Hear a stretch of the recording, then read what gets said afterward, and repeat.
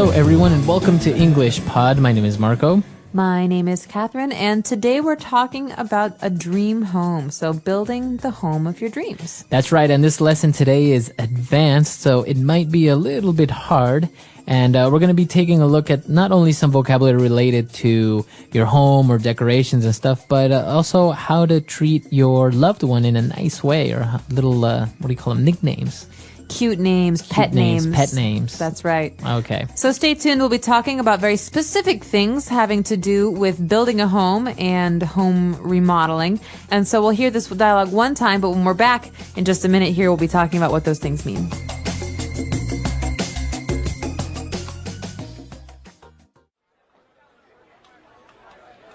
Mr. and Mrs. Robinson, let's get straight to it. You have saved up your money for years and are now ready to build your dream home. What did you have in mind? A suburban bungalow straight out of the 60s. A perfect lawn with minimal landscaping, a brick patio in the backyard with an old-fashioned grill, quaint lawn furniture, and a swimming pool. A two-car carport, pastel siding, and a gable roof, completed with white shutters and a white picket fence. Honey? In the living room, we would have moss green rugs and a fireplace with a stone mantel and wood paneling on the walls. In the kitchen, the cupboards would be a pale yellow, and we would have a turquoise metal oven and vinyl flooring. Sweetie, but I was thinking of more a modern style house, an open concept house, all glass, wood, metal, and concrete. But sweetums, there's always a lot of wasted space in those kinds of homes. Besides, it's just a fad. It doesn't have the homey feeling the old homes do. Sweetie Pie, it's not a lot of wasted space. It is relaxing, and the house would be eco-friendly with an in-floor heating system and designed to retain the heat of the sun in the winter and keep the house cool in the summer. We would have solar panels on the roof. Do you know how much those things cost? What about your vintage furniture, dearest? And instead of a lawn, which is also a lot of wasted space and would require environmentally harmful pesticides, we would have a fish pond in the backyard and a garden that would cover the whole yard so we could grow our own food. But Buttercup, I thought you always said that you loved visiting your grandmother's house. And I thought you, Mr. Scientist, were all up on saving the planet with your technological advancements. Well, I am just going to get some coffee while you two keep discussing.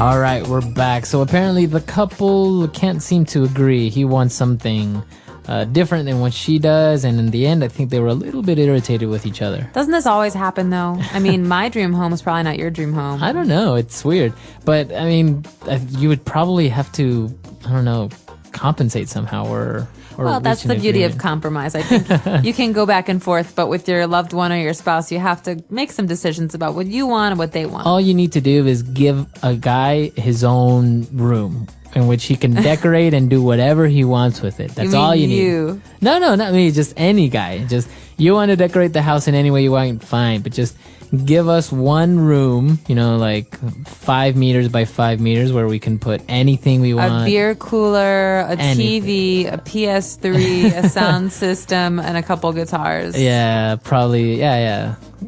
That's you described it. I've been to your house, I know. Anyway, we've got a lot of great words here in language takeaways, so let's take a peek at some of those. Language takeaway. All right, so the first word that we have, or it's actually a concept, minimal landscaping. Okay, so minimal is a style, minimalist actually, and minimal landscaping is this kind of style of, well, designing your lawn or your garden. Okay. So minimal means not having adornments or decorations. Okay. So it's kind of like the less is more type thing. Exactly. So minimal architecture could be very simple, lots of clean lines, not much decoration. It's the opposite of something that's baroque and highly ornamented. Yeah, and I don't like that. I'm into minimal. All right, minimalist. Anyways, we have minimal landscaping. And, well, he's talking about his patio, an old-fashioned grill, and he said quaint lawn furniture. Quaint is sometimes, well, it's usually kind of a bad thing.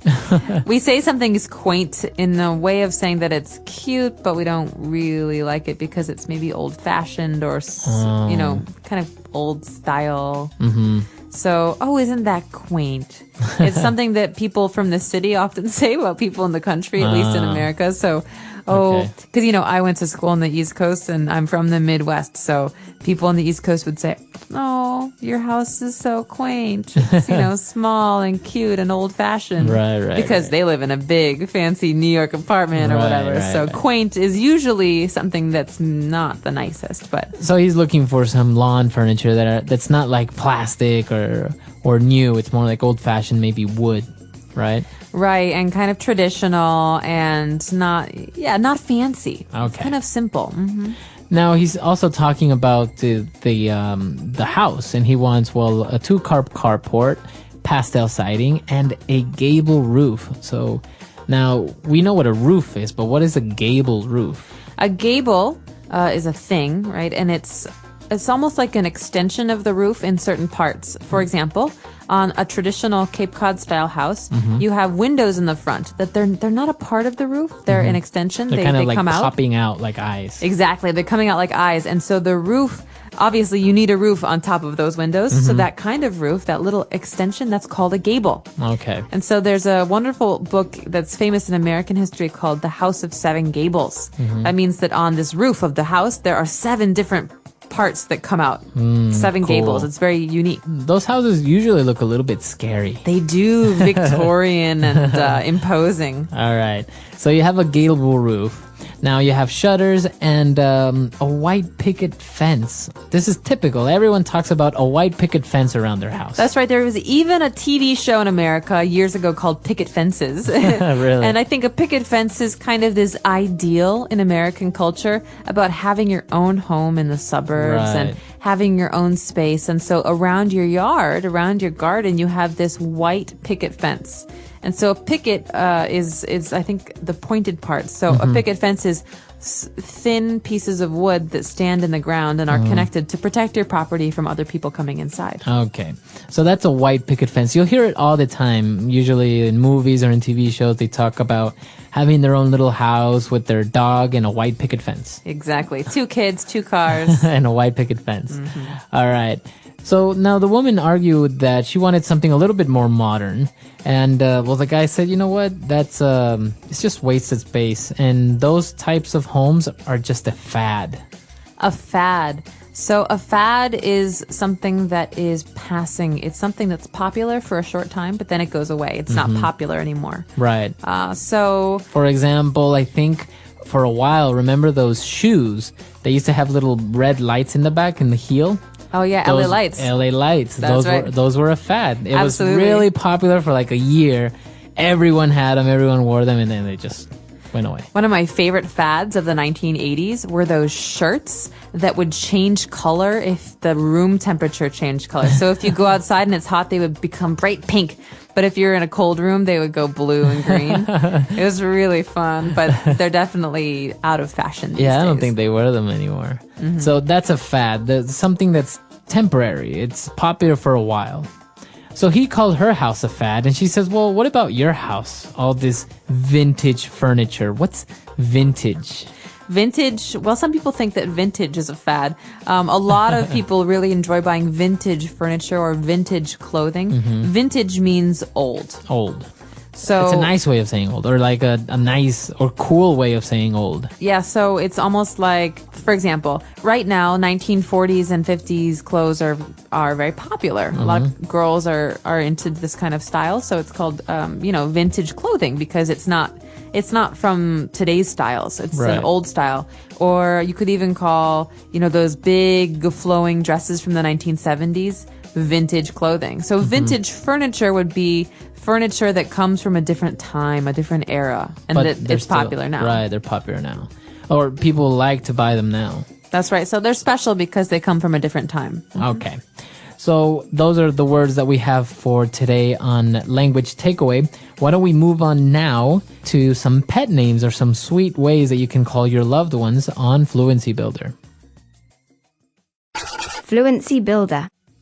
So the reason this dialogue is very funny is because we have these two people who are clearly in disagreement about the kinds of furniture and house they want. But they're being so nice to each other. They have these cute names for each other. So it's really, I don't know, it's really funny. It almost seems like they're newlyweds, but apparently they've been saving up their entire life. So maybe they're just one of those really loving couples. Oh, sweetums, cutie pie, cutie. All right, so that's the first one. Sweetums. Sweetums. So obviously the main part of this word is sweet. Sweetums. This is a way to say, hey, sweetie. Okay. Sweetums. Sweetums. So you can say sweetie or sweetums. Exactly. And that's a nice way of saying to somebody. Or you can go sweetie pie. Sweetie pie. So pie is a food, it's like pie is a sweet. Dessert. It's the sweet. So sweetie pie, or you could say honey pie. Honey pie, sweetie pie. So these are all cute. And the nice thing about these kind of pet names, these cute names, is you can change them if you want. And they're yours. So you could say, honey pie, sugar bun. They're silly, but there's no real rule. But these are the most common. Right. Sweetums and sweetie pie. Okay. Now, moving on to something a little bit maybe more formal.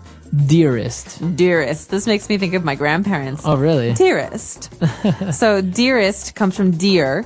Dearest is the most dear. So someone who's the most important to you. Okay. And so you could say mummy dearest, mother dearest. Oh, really? You heard that somewhere? Oh, yeah. Do people call that their mothers like mother dearest? Mother dearest. No, it's very 1930s. I'm so arrogant. It is. Well, it's an old time thing. It's not. We do not say this anymore. But you can say, dearest, would you mind moving the car, please? I like the accent you put, kind of like English. All right, and the last one, buttercup. This is really popular. It is really popular, and you've heard this in a song before. You want to sing the song? No, you sing the song. Why do you build me up? Buttercup, baby. Yeah. Okay, so that was in a lot of movies. The word is buttercup. Buttercup. Also in the movie The Princess Bride was the character Princess Buttercup. And so this is a sweet, obviously a sweet thing. I think a buttercup is a flower. Oh, really? Yeah, and so these are all words you can use, names you could use with men and women, but buttercup is mostly women. I think the other ones are more general. But do you think, do guys say to their loved ones, like, sweetum, sweetie pie? Oh, yeah. Yeah?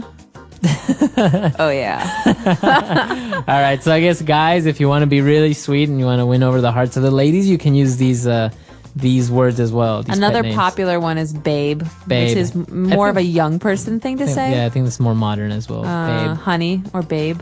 Baby. You're verging on not so sweet. No, but hey baby, how are you? It's nice. No, but not like, hey baby. All right. Well, we're gonna leave you with that thought and go listen to this dialogue one more time, but we'll be back in a moment.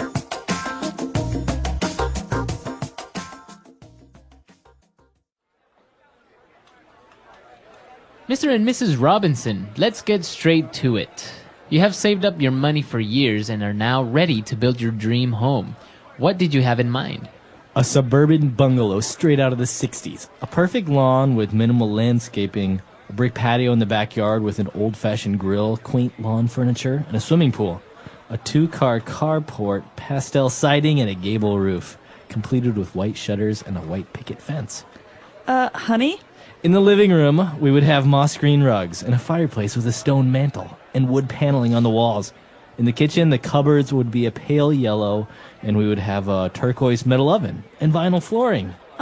Sweetie, but I was thinking of more a modern style house, an open concept house, all glass, wood, metal, and concrete. But sweetums, there's always a lot of wasted space in those kinds of homes.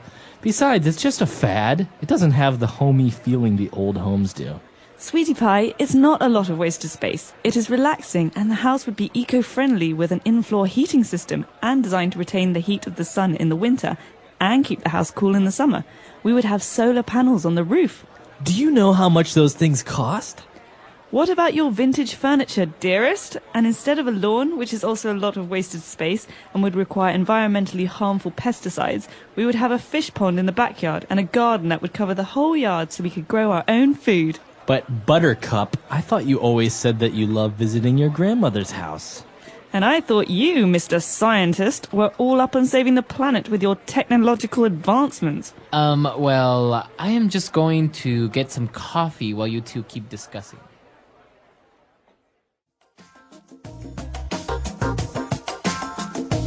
All right, we're back. So, apart from this, decorations and stuff, do you agree with the vintage home, the more like minimalist thing, or do you like the open concept one, the bigger one?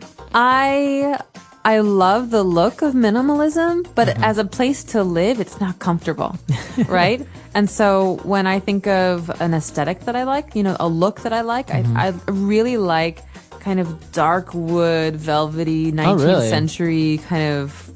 Wow. Yeah. Like, I think of old Vienna. You like Castle Dracula? No, not dark. I like things to be open.